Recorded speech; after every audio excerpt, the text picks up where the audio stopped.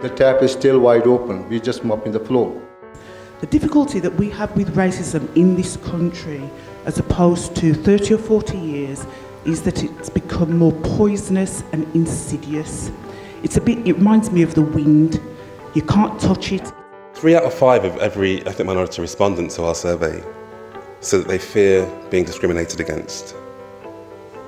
There's this kind of worry in the back of their minds that when they go for a job, when they go for housing, at school, they're being discriminated against. I do think that things are getting better. I do think we don't need to be scared of positive change. For me personally, like my family and my family friends have always told me that as a black student, I'll have to work twice as hard at school. And they've always told me that, you know, they don't want that to be the way it is, but it is what it is, really. Young black and minority ethnic children are taught at a very early age that racism isn't an issue, don't worry about it, it'll go away. Does talking about race fuel racism? No, it doesn't. Stop talking about it. I'm going to stop calling you a white man. Yeah. And I'm going to ask you to stop calling me a black man.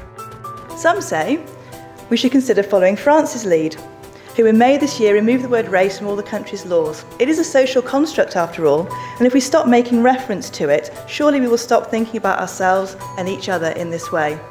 Politicians do use race. They use it all the time, and I think that is beyond debate.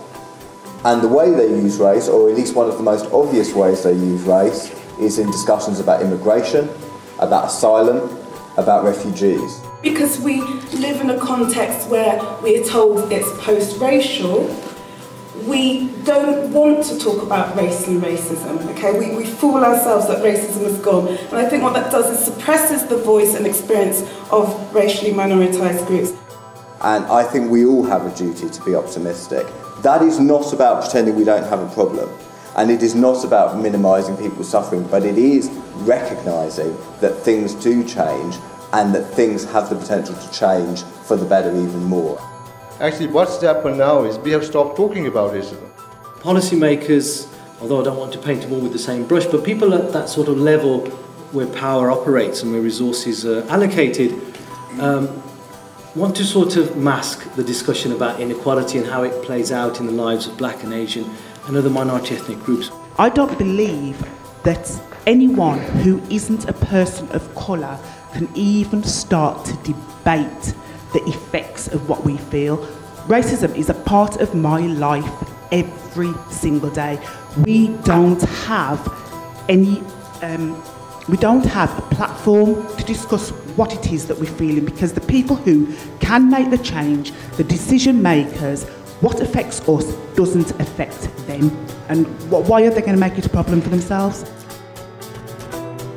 Wolverhampton holds a really special place in Britain, but also in the history of race relations, not just because of Enoch Powell and that Rivers of Blood speech, but also because of the way in which people from all over the world have moved to Wolverhampton and made their lives here. And incidentally, it was in this town that my father, back in the 60s, was beaten up. He was left he was left to die on the streets of Wolverhampton, and that case was never resolved or picked up by the police. It was because he had a watch with his name on that he was recognised. He was beaten up by teddy boys. Racism is still alive and kicking, and I have to say that as someone who's probably experienced some, 6 disciplinaries in order to get to the top, and I've got there and I'm still struggling to stay there. I was brought up in Wolverhampton and studied my degree in history in Wolverhampton. I'm 50 years old. I've never had the opportunity of using that degree.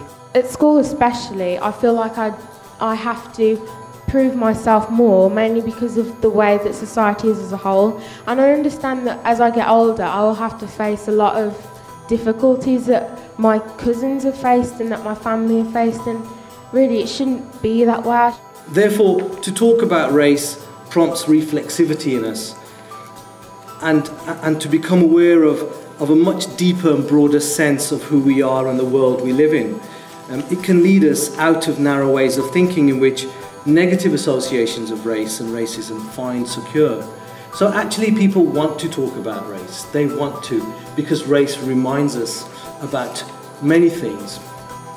And talking about race then has the potential to open up possibilities for dialogue, coexistence and self-reflection, rather than closing us down into racism. I think it's important for us to be able to have a forum. We should debate race. We should have opportunities like this to be able to say, you know, this is how it impacts on me. So I think in terms of a healing for ourselves, because it's difficult and it's challenging and it's stressful, it's having a safe space to be able to talk about and unload when it comes to racism.